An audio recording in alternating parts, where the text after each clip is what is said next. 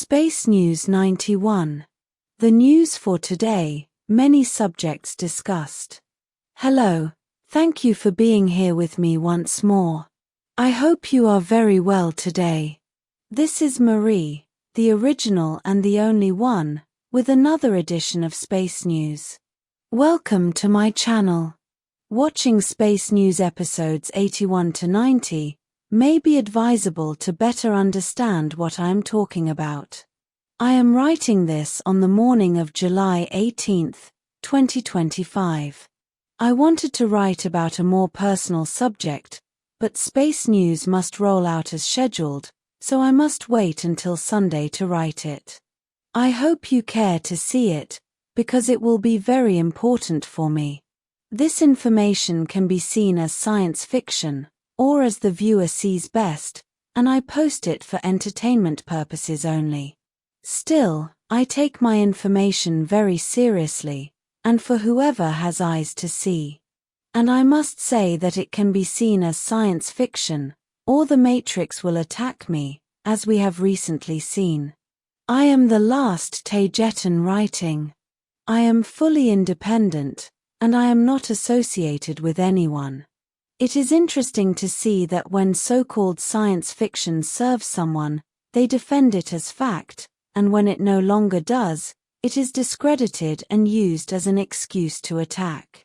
It looks like readily accepting that there is more human life outside Earth enters into conflict with the fact that if that is so, then they must also have a life, and a complex one, so that conflict makes no sense. Enough of imposing the idea that everyone outside Earth is sitting on a comfortable cloud with all their life solved. Science fiction on Earth is used by the secret societies in power, those behind the cabal, to tell the people what they are doing, to share with them the greater truth that they are not alone in the universe, and that there are a lot more people just like you out there. And they share that for complex karma reasons, they believe in. Media on Earth is not what you have been told, as every single show has an agenda behind it, and it is specifically designed to program an idea into the public. Airtime in the media is not wasted, and even shows that look empty and silly are also being aired with an agenda, even if it is only to idiotize the population, to lower their attention span, and to promote brain rot. The very word, program, in reality, means that they program you, the one watching it.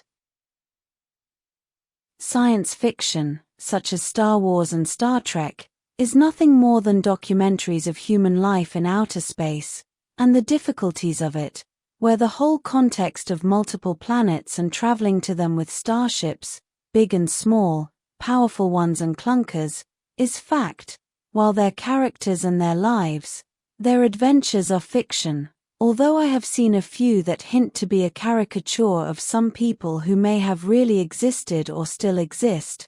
An example of this may be Ekata.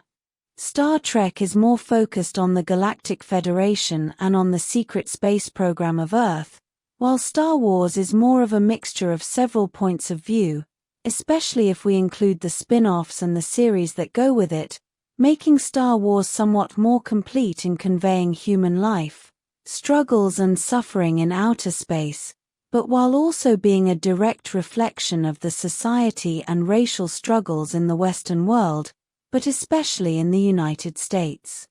Neither one of them conveys accurately the complex exopolitics and the life and struggles of humankind outside Earth, but they are close enough. From my point of view, I don't write science fiction. All I do is write about my complex life and what surrounds it. And I do so because no one else will do anything similar, and with a little attention, you can see how what happens here coincides with what is going on there on Earth. And I also use that interpretation of what I write as a mask to hide other messages that would otherwise be censored. Truth disguised as fiction, and only available for those who have eyes to see. Having expressed this, let's move to the first piece of news for today. I have been following news about human aeroplanes for some time now, especially when they started to crash way too often to see that as normal.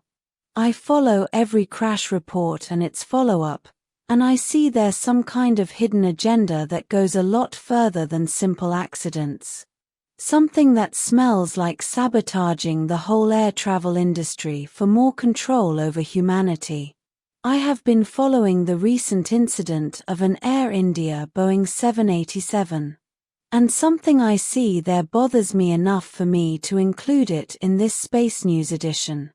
And it is that they are blaming the crash on the pilots, stating that it was either a bad error or that some pilot was suicidal.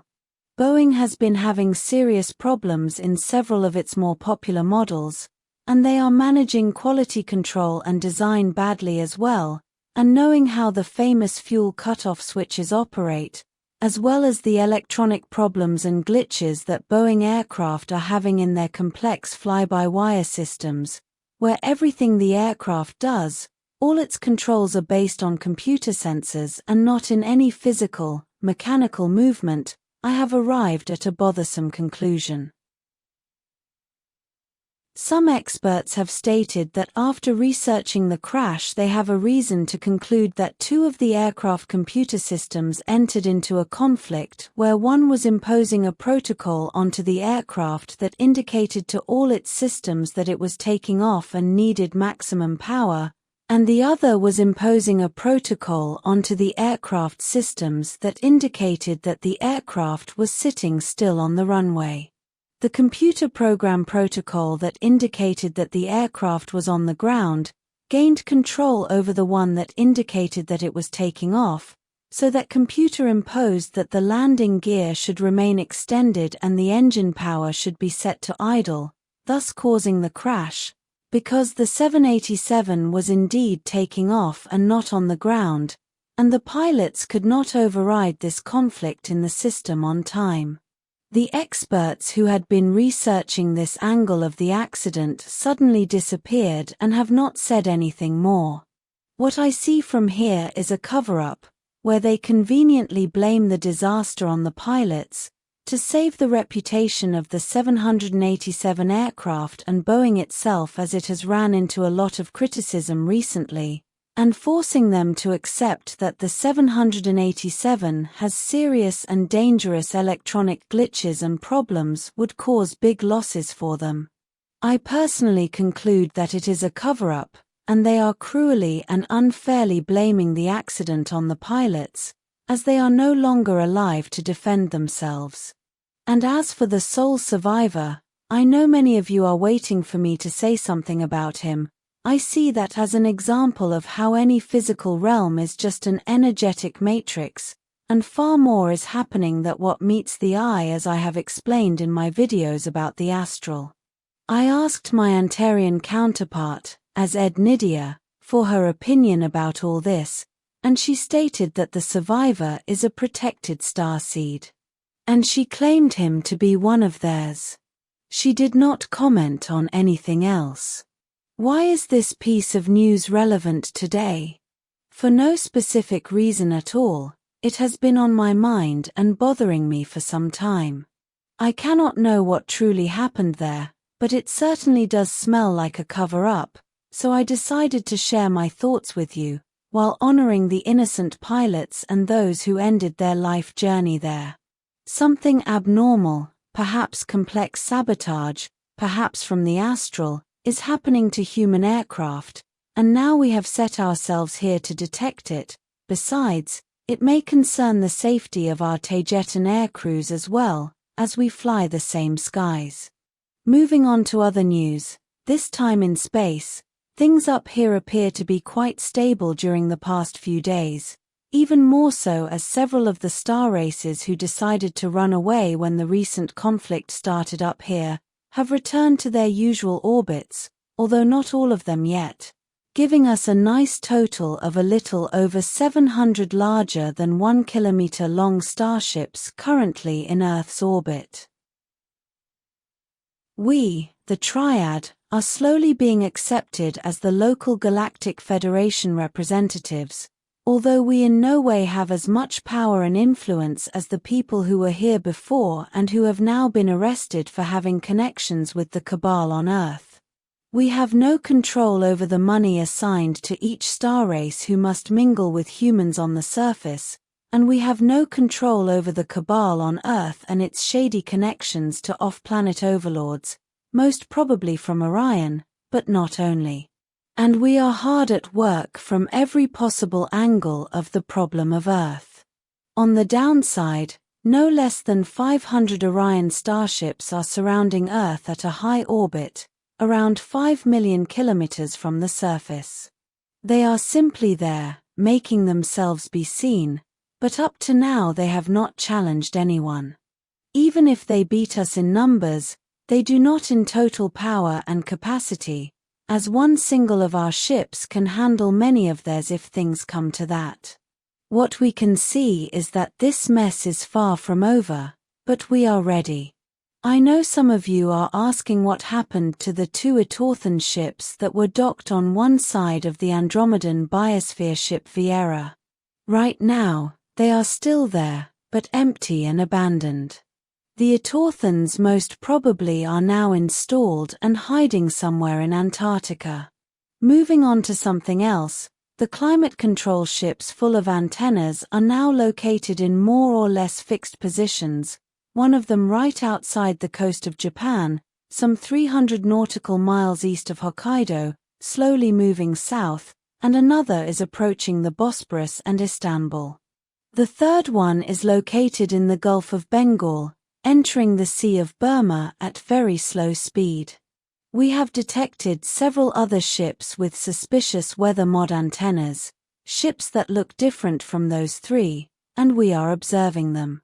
In the meantime, testing of counter-frequency beam technology has begun, and we have high hopes that this will neutralize at least most of their evil effects. They are promoting and justifying all their environmental revolution agenda, causing artificial catastrophes, extreme weather, quakes and so on. I changed the words of that agenda to avoid censorship as much as possible, you know what I mean.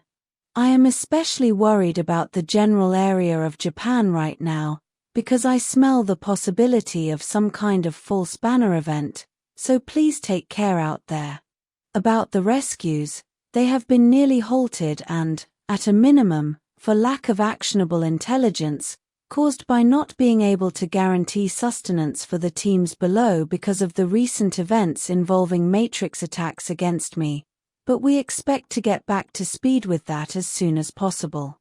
A word about who gets extracted and who can return to Earth after that. In general, whoever notices that he or she was taken out of Earth cannot be returned. Those are the rules imposed by the very Galactic Federation. Whoever sees too much, like a starship that is clearly not of Earth human origin, its interior, experiences looking out a window and seeing Earth over there far away, or any variation along those lines, cannot be returned. People from Earth who are extracted are isolated in places inside starships and in some cases on other planets like Tema, which are set up to look exactly as someplace on Earth. In the case of the accommodations for the rescued on Tema, the building they are temporarily in is designed to look like a human building to the point that we have even placed some automobiles outside in the parking lot, and the area of such a building is designated as a no-fly zone, should someone pass overhead with some strange machine. All to give the illusion that they are still on Earth. If they don't know where they have been, they can be returned. It is said and taken as a fact that anyone knowing for sure that there are more people outside Earth, among other star races, would cause a strong awareness change, which would in turn cause a bad social adjustment of the individual, causing him or her to no longer be able to function inside Earth civilization. Those are the rules. As always, I would like to thank all of you who are supporting me in every way. Thank you so very much. You are making quite a difference for countless people. A big hug, and I cannot thank you enough for assisting us. This will be all for today. As always, thank you for watching my video, and for liking, sharing, and subscribing for more. It helps this channel grow a lot. And I hope to see you here next time. With much love and appreciation, your friend, Marie. The real one, the original, and the only one.